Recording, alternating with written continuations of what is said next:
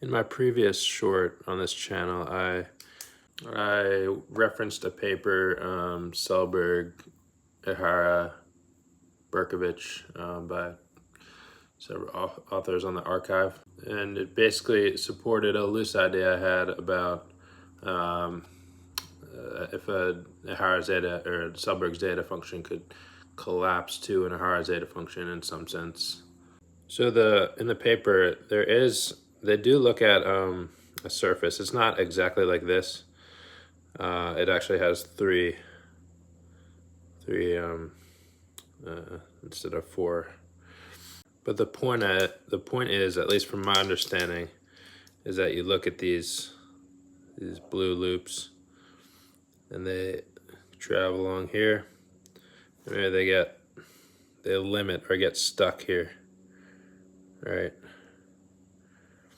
And then you do the same for this one, and this one, yada, yada, yada. And then you look at what happens as they converge. So you have a Selberg zeta function in these surfaces. And then you look at what happens as they converge.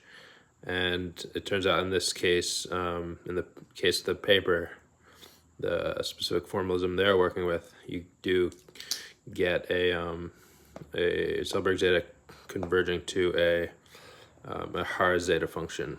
And the reason that was so interesting to me is because I was looking at this, if you think of these as collapsed to points, now they're here.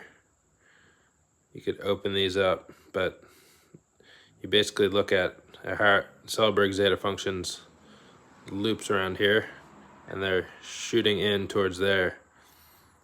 At the middle sections, they sort of, converge or limit to this gamma set along the graph, which is what I'm studying.